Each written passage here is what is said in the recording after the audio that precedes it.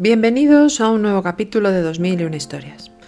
El capítulo de hoy es muy especial para mí y es que voy a hablar de unos héroes muy especiales por sus cualidades y valía humana. Hombres jóvenes de toda condición y procedencia, desde adineradas familias norteamericanas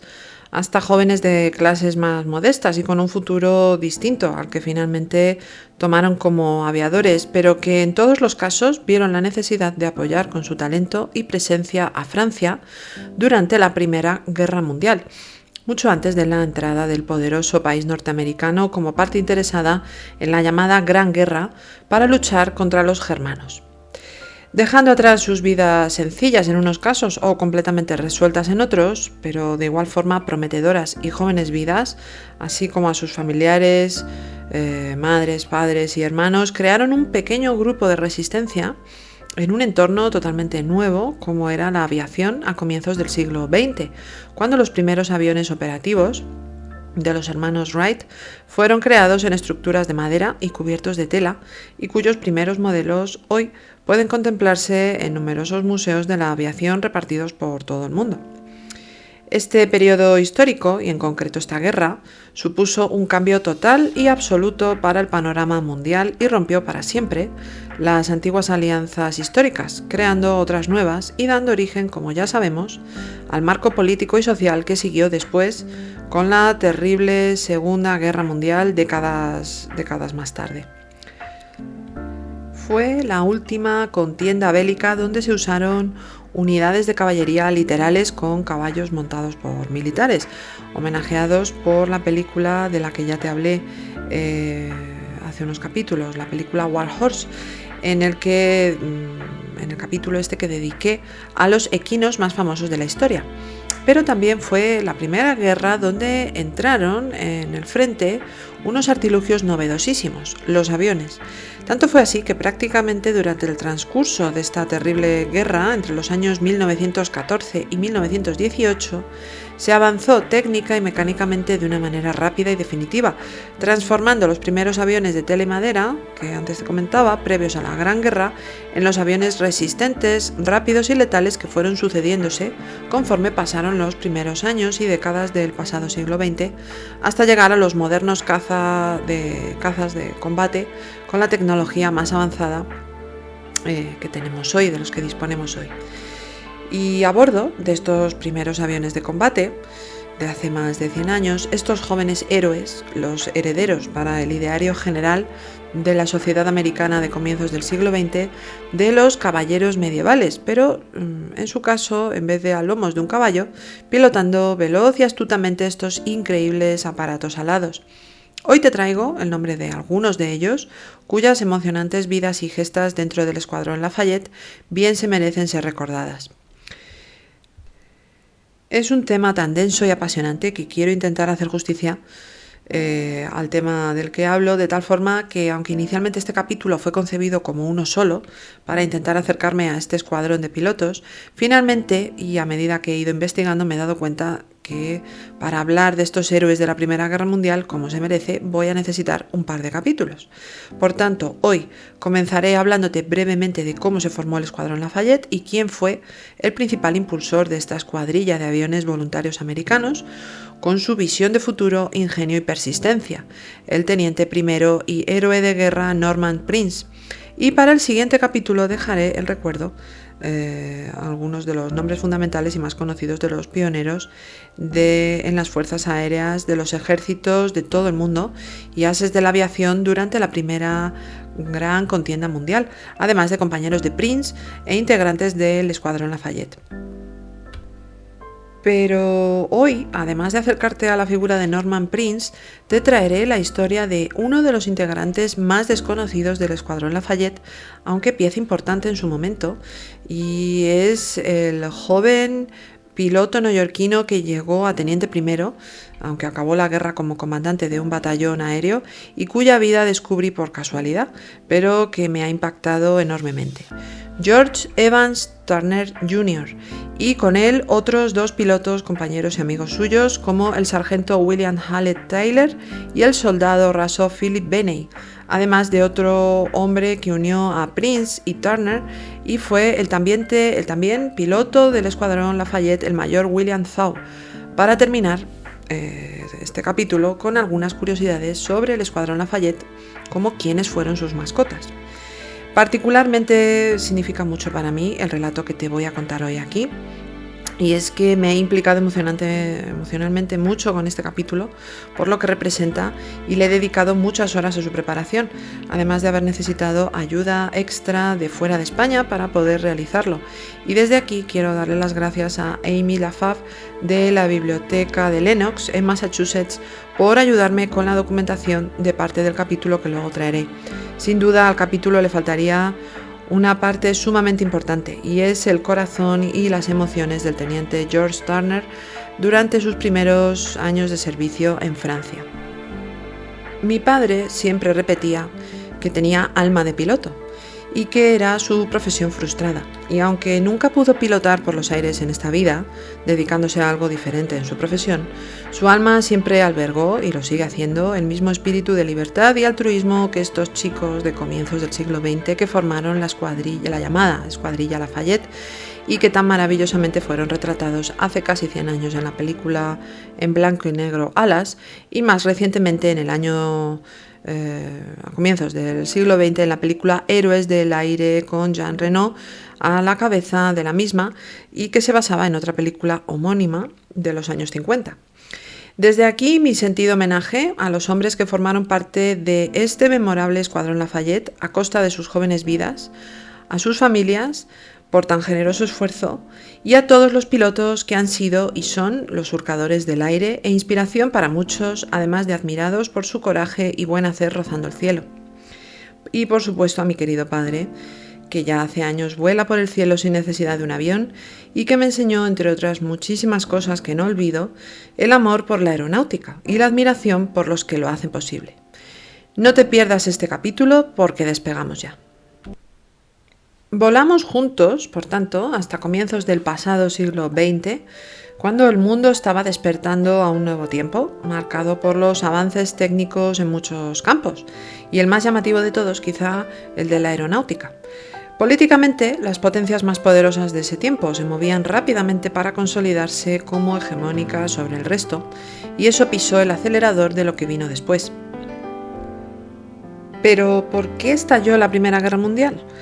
No hay una única y clara causa o respuesta a esta pregunta, pero lo cierto es que la cada vez más grande rivalidad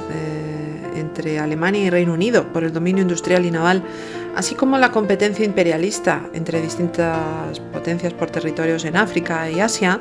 además de una carrera armamentística trepidante, donde cada país acumulaba más armas que el vecino, por un posible enfrentamiento y un sistema de alianzas entre naciones en el que si uno entraba en conflicto arrastraba al resto al conflicto bélico, pusieron todos los ingredientes para que finalmente saltara la chispa por las tensiones nacionalistas en la región de los Balcanes entre Serbia y el Imperio Austrohúngaro, que ya vimos fue fundado en tiempo de nuestro rey español Carlos I de Habsburgo. La idea gloriosa de una guerra estaba muy extendida en el mundo de entonces, y finalmente todo ello dio lugar a que el 28 de junio de 1914, con el asesinato del heredero al Imperio Austrohúngaro del que antes te hablaba, todo este conglomerado de aspiraciones y tensiones saltara por los aires y explotara todo. Austria declaró la guerra a Serbia, Rusia apoyó a Serbia, Alemania apoyó a Austria y así sucesivamente entre el resto de naciones europeas, de tal forma que en pocas semanas toda Europa estaba en guerra. En aquel momento los bloques de naciones aliados eran los siguientes: el llamado Triple Entente, formado por Francia, Reino Unido y Rusia por un lado, y por otro la llamada Triple Alianza, entre Alemania, Austria, Hungría e Italia por otro. Cuando estalló la guerra, en 1914,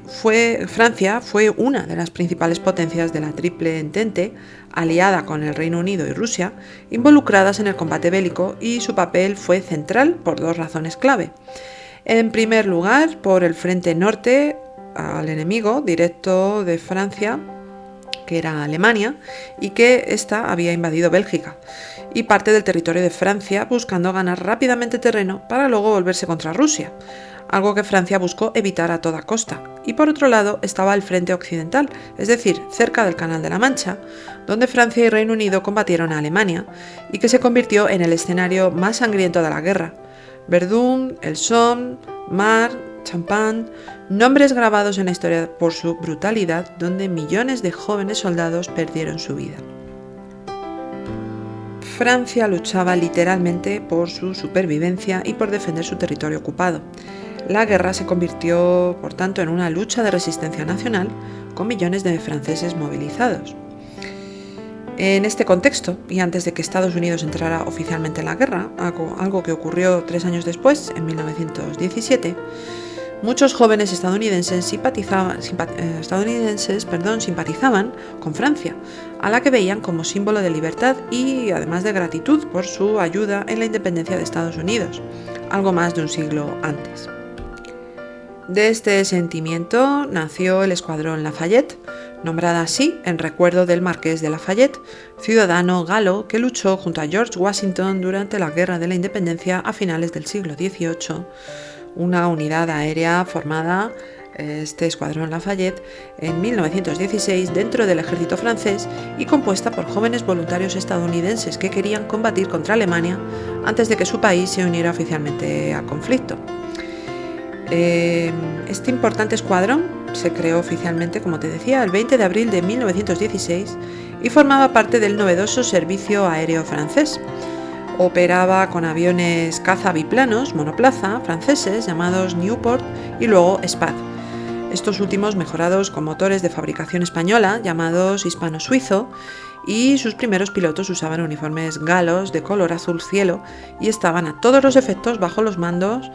mando de nuestros vecinos galos. Pero su escuadrón, el Escuadrón Lafayette, tenía el espíritu de amistad franco-estadounidense. Su famoso emblema, dibujado en la cola de los aviones, era una cabeza dibujada, evidentemente, del nativo americano toro sentado como símbolo y simpatía con los primeros habitantes norteamericanos para distinguirse del resto de flota aérea francesa propiamente dicha. Decir como detalle que en esta Primera Guerra Mundial España se mantuvo oficialmente en posición neutral. Y aquí llegamos hasta nuestro primer protagonista, Norman Prince, el alma de este mítico escuadrón. Norman Prince, nacido en una cercana localidad de Boston, en Massachusetts, en 1887, e hijo de un poderoso y gran financiero, además de banquero bostoniano, llamado Frederick Henry Prince, estudió en la prestigiosa escuela privada de Groton para licenciarse con honores por la Universidad de Harvard en Derecho en el año 1911.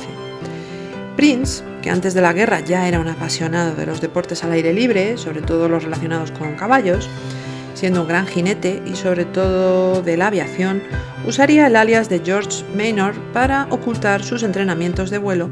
con los hermanos Wright a su padre, el cual se oponía a la pasión de Prince por los primeros aviones, siendo el estadounidense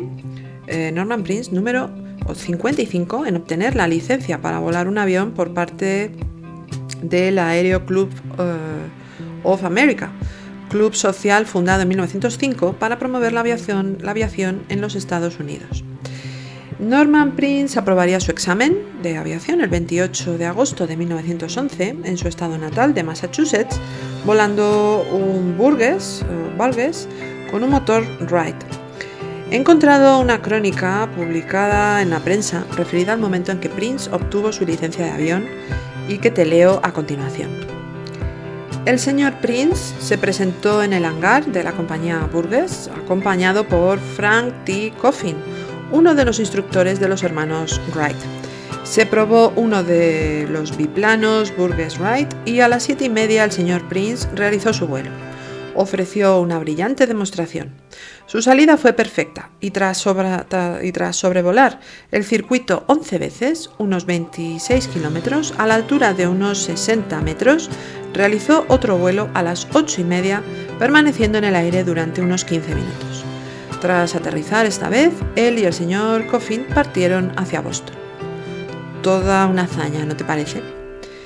Otro detalle importante de este asunto es que en el año 1910, un año antes de su brillante graduación como abogado en Harvard, la familia de Norman Prince había adquirido una finca en la localidad francesa de Pau, a pocos kilómetros de los Pirineos, conocida como Villa Saint-Hélène, que aún hoy sigue en pie, aunque de propiedad ya pública, y que conserva un cuadro de Prince junto a un avión, y que a su vez, un año antes de su adquisición por parte de la familia Prince, había sido el lugar donde los hermanos Wright, de los que antes te hablaba, habían realizado allí numerosos vuelos de prácticas que se habían hecho muy populares y habían tenido una gran repercusión en los medios de comunicación de la época, ya que no solo entrenaron a pilotos, sino que transportaban pasajeros a bordo de sus aviones construidos, como antes te mencionaba, con armazón de madera y tela. Afortunadamente para los pilotos de los que vamos a hablar hoy, estos aviones posteriormente fueron reforzados con placas de aluminio primero y posteriormente de acero. Cuando estalló la guerra, Norman Prince, que ejercía entonces como abogado en Chicago, decidió dejarlo todo. Y tal y como relataría en las Navidades de 1915, durante un permiso para volver a Boston, se embarcaría a mediados de 1914 hasta Francia para llegar en diciembre de ese mismo año a territorio galo y unirse a la Legión extranjera. Su hermano mayor Frederick le seguiría al año siguiente, en 1915, para gran preocupación de sus padres, según las cartas que se conservan y que fueron enviadas a sus seres queridos por el propio Prince, con los cuales mantenía fluida comunicación y en las que les animaba a distraerse para no pensar demasiado en su seguridad como en la de su hermano. Prince, que hablaba francés con fluidez, como muchos jóvenes aristócratas de la época, y junto con otros estadounidenses amigos suyos, de los que te hablaré en el siguiente capítulo, como William Thaw, que te le mencionaré al final de este capítulo, Elion Christopher Cowdin II, Victor Chapman y Kiffin Rockwell, entre otros, impulsó la idea de crear una unidad compuesta exclusivamente por pilotos norteamericanos que lucharan por Francia. Finalmente, y tras arduas negociaciones, según relataba en sus misivas, el gobierno francés aceptó la propuesta de Prince y así nació la Escuadrilla Americana, que pronto pasó a llamarse Escuadrilla Lafayette para evitar conflictos diplomáticos con Alemania y Estados Unidos, que era neutral en ese momento.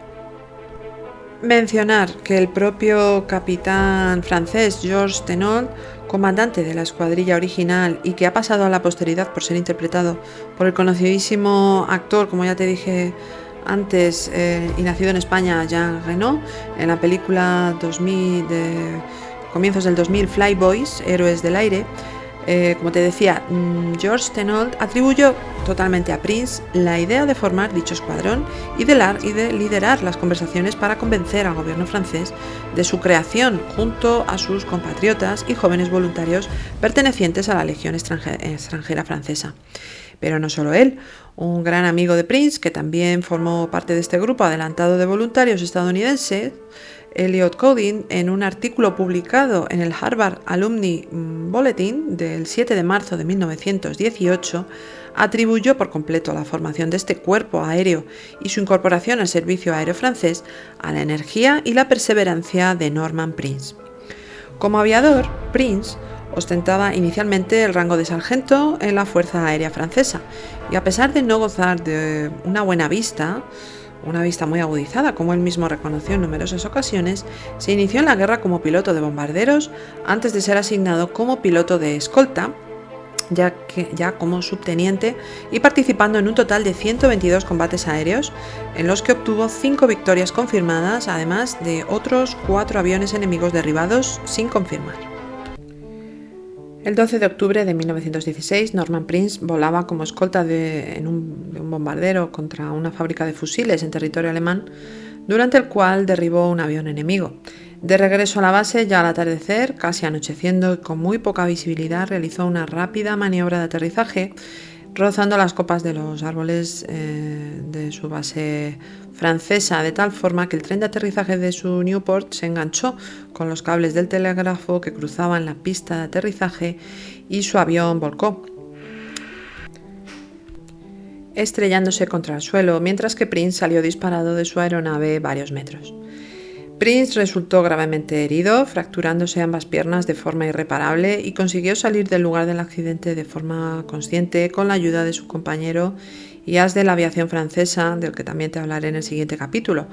Raoul Louverie, el cual testificaría posteriormente que durante el trayecto en ambulancia hasta llegar al hospital, Norman comenzó a cantar para aliviar algo el tremendo dolor por la fractura de sus dos piernas.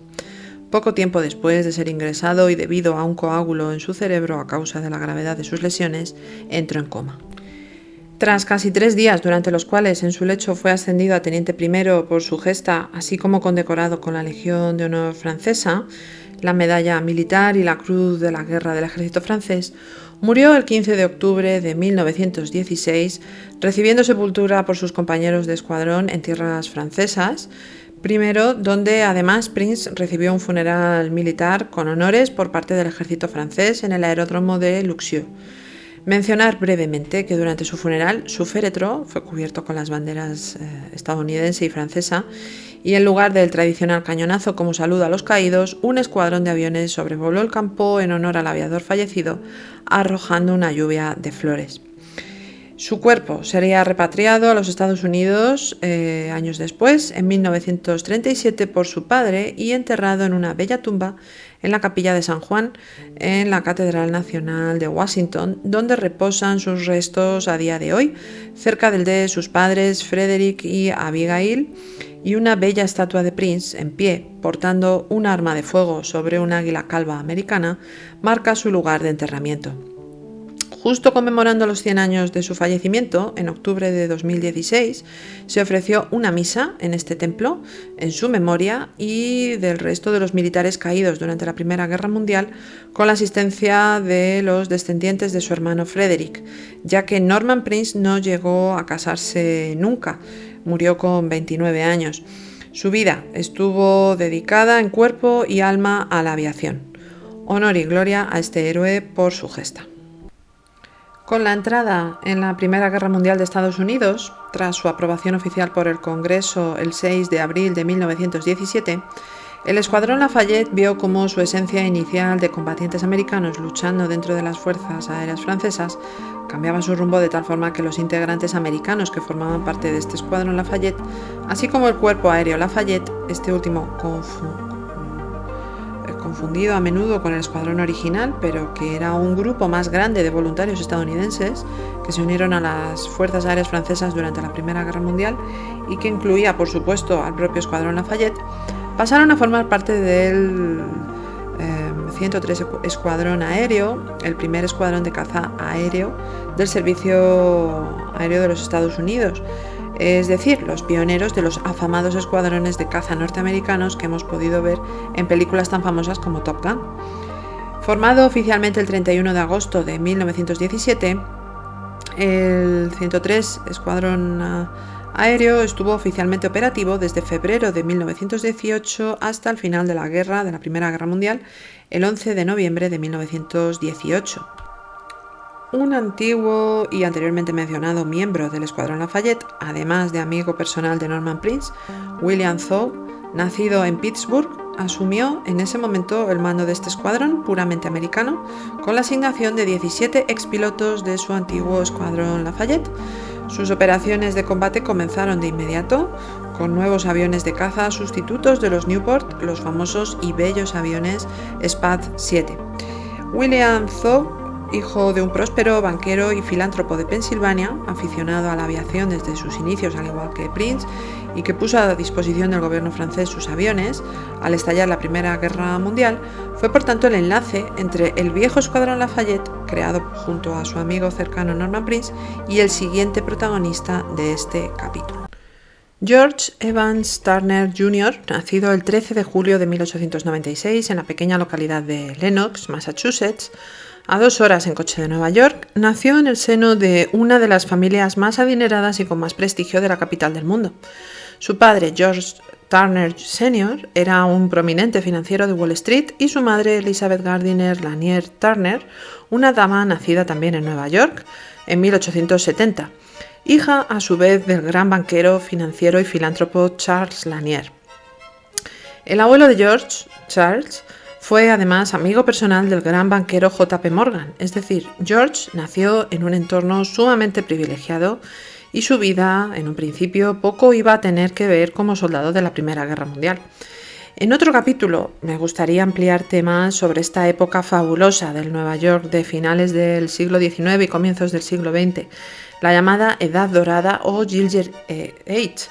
Te aseguro que merece la pena conocer más y mejor aparte de la aristocracia del viejo Nueva York. Como te decía, George, tercer hijo del matrimonio entre Elizabeth Lanier y George Turner, creció como cualquier otro niño de su privilegiado ambiente, viendo durante sus paseos por la gran ciudad de la mano de su madre el nacimiento de los primeros rascacielos, así como las obras del metro de la gran ciudad y del cual su abuelo Charles fue uno de los grandes inversores junto con la creación y ampliación de fondos de los museos más prestigiosos de la ciudad, como el Museo de Ciencias Naturales, así como el Metropolitan Museum, de los cuales su familia financiaba junto a otras familias bien neoyorquinas. Al igual que Norman Prince, y tal y como era costumbre en la época, los niños de banqueros recibían una sólida y exquisita educación privada en los mejores colegios internados,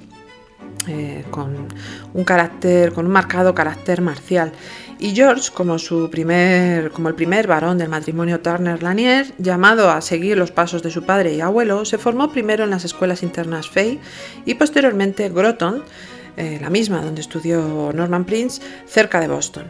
De allí pasó a comenzar sus estudios de Derecho en la Universidad de Harvard en 1916, donde Norman Prince ya era una auténtica leyenda como antiguo alumno y héroe de guerra. Cuando se produjo el accidente mortal de Prince en octubre del 16, muchos fueron los alumnos que decidieron seguir los pasos de su héroe, de tal forma que George fue uno de los muchos alumnos de Harvard o del entorno de Harvard que dejó precipitadamente sus estudios para alistarse como voluntario primero en el servicio de ambulancias de campo y a continuación pasar a formar parte del primer regimiento extranjero en febrero de 1917. De ahí solicitó unirse al cuerpo aéreo, obteniendo su primera licencia de aviación el 16 de junio de ese mismo año 17 en la base aérea de Abbott, para completar posteriormente un curso de formación avanzada en la dura y prestigiosa Escuela Militar Aérea de Pau durante un mes hasta julio, cuando fue asignado a los llamados Flying Corps Lafayette, dentro del Escuadrón 103 SPA y posteriormente el SPA 124 Lafayette. Es decir, el mismo grupo de intrépidos pilotos que formó su héroe no conocido en vida personalmente, pero sí en espíritu, Norman Prince. Todo esto lo retrata espléndidamente él mismo en las cartas que remitió a su familia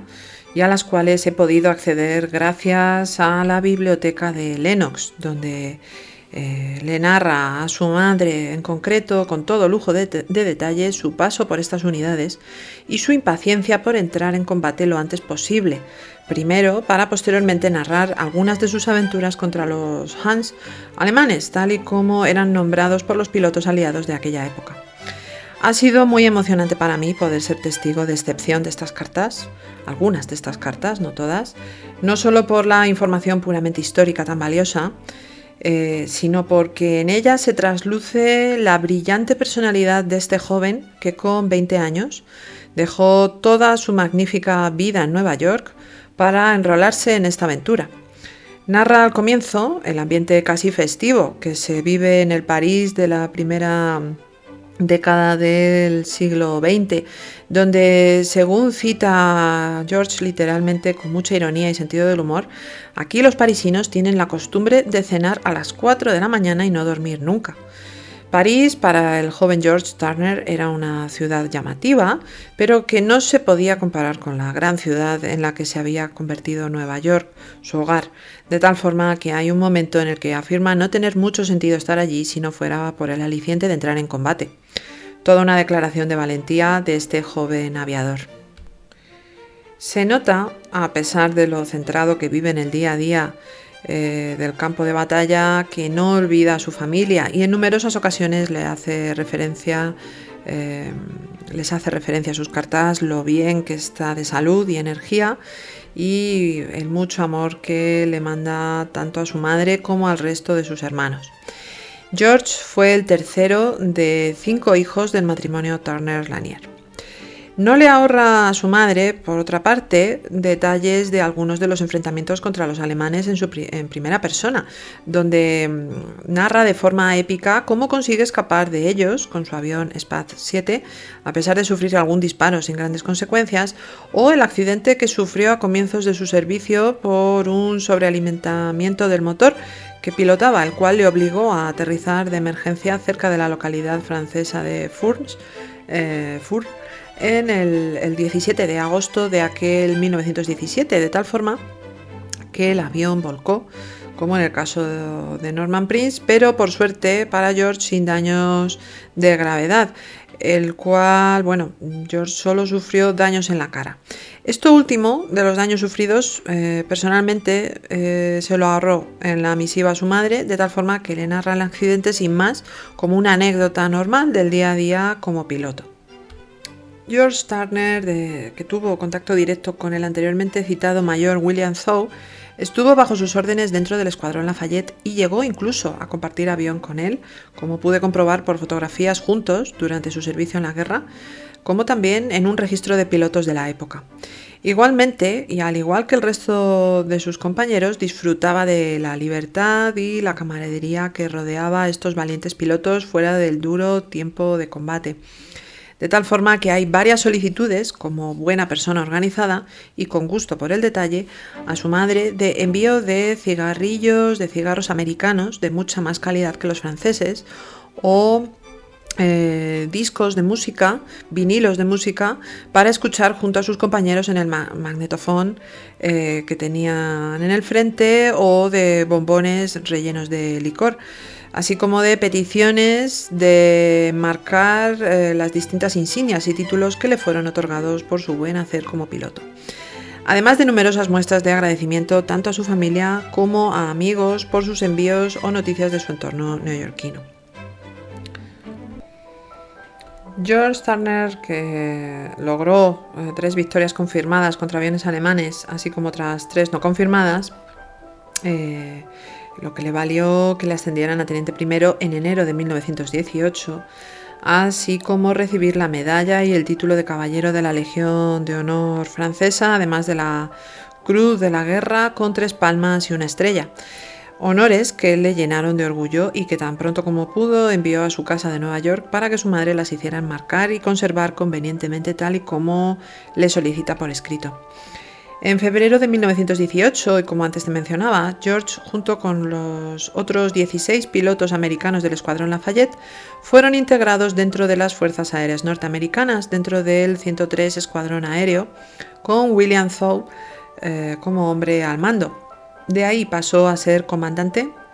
del 28º Escuadrón desde agosto de 1918 hasta el final de la guerra, el 11 de noviembre de 1918. Todo un señor currículum, ¿no te parece?